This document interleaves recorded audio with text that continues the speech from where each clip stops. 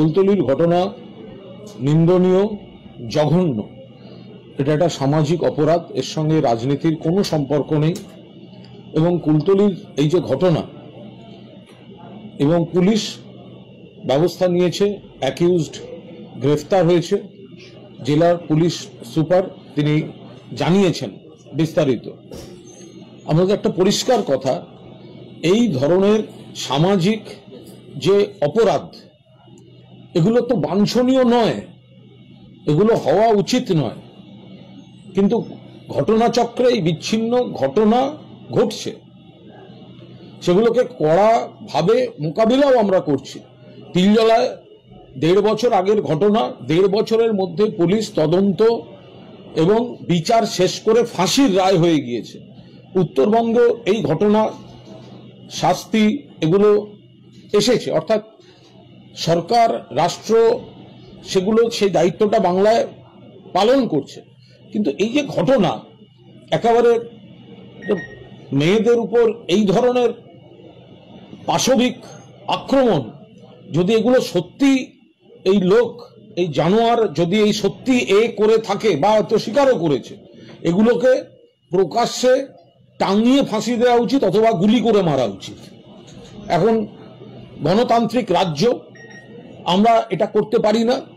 ফলে তিলজলা মডেলে as early as possible, এবং নতুন আইন যেটা হয়ে গেছে, রাজ্যপাল সই করে দিন, রাষ্ট্রপতি ছেড়ে দিন, যত তাড়াতাড়ি সম্ভব তদন্ত এবং ট্রায়াল শেষ করে মৃত্যুদণ্ড, ফাঁসি আমরা চাই। আই রিপিট, যারা এই সামাজিক ব্যাধি, মানসিক বিকৃতি, যেভাবে মেয়েদের উপর নির্যাতন, নাবালিকা ধর্ষণ বা শ্লীলতাহানি বা খুন নয়, প্রকাশ্যে টাঙিয়ে ঝুলিয়ে দেওয়া উচিত, মেরে ফাঁসি দেওয়া উচিত প্রকাশ্যে গ্রামের মাঝখানের গাছের ডালে, অথবা পুলিশের জাস্ট গুলি করে মেরে দেওয়া উচিত।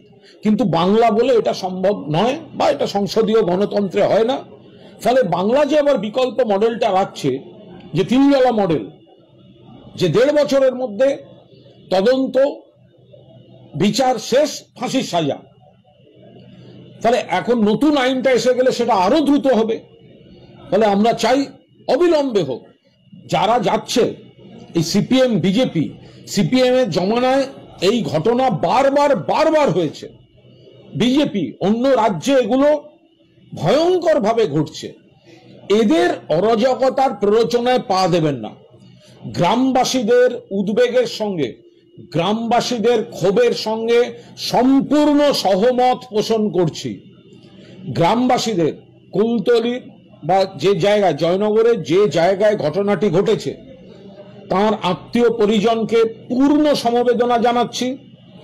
তারা মানসিকভাবে এখন বিচলিত, তাদের ঘরের মেয়ে গেছে। গ্রামবাসীদের যে উদ্বেগ, তাদের মধ্যে যে উত্তেজনা, তাদের মধ্যে যে ক্ষোভ, মেয়েটিকে পাওয়া যাচ্ছে না, শেষ পর্যন্ত তার দেহ পাওয়া গেল এই অবস্থায়, তাদের ক্ষোভকে, তার সঙ্গে আমাদের ক্ষোভও সম্পৃক্ত। তাদের যে ক্ষোভ, তাদের জায়গায় থাকলে আমরাও একইভাবে ক্ষোভ বহিঃপ্রকাশ ঘটত। ফলে তাদের ক্ষেত্রে এই ক্ষোভ এবং ক্ষোভের বশে তাদের যে উত্তেজনা, তাদের মধ্যে আমি কোনো সমালোচনা, কোনো বিরোধিতা করছি না। ঘটনার যে বিভৎসতা, তার প্রাথমিক যে প্রতিক্রিয়া, তাতে এই ক্ষোভটা অত্যন্ত স্বাভাবিক। আমি শুধু তার সঙ্গে অনুরোধ করব যে পুলিশ আরো দেখুক, যে অভিযোগটা আসছে যে এই থানা বলেছে ওই ফাঁড়িতে যান, ওই ফাঁড়ি বলেছে এই থানায় যান, যদি এই ঘটনা ঘটে থাকে, এগুলো তো আমরা ওই সিনেমা প্রলয়, সিনেমা আবার প্রলয়তে দেখেছি, কেউ যাচ্ছেন তাকে বলছে এই থানা ওখানে।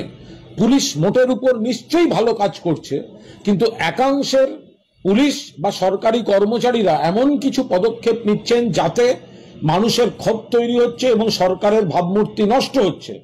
জেলা পুলিশ সুপারের কাছে অনুরোধ থাকবে, এই অভিযোগ যেটা গ্রামবাসীদের কাছ থেকে এসছে যে এই থানা বা এই ফাঁড়ি এখানে দায় এড়িয়ে ওকে পাঠিয়েছে, তাকে পাঠিয়েছে, তদন্ত করুন, চিহ্নিত করুন যদি এই ঘটনা ঘটে থাকে সেই পুলিশ কর্মীদের বিরুদ্ধে যথাযথ ব্যবস্থা, প্রশাসনিক ব্যবস্থা নিন।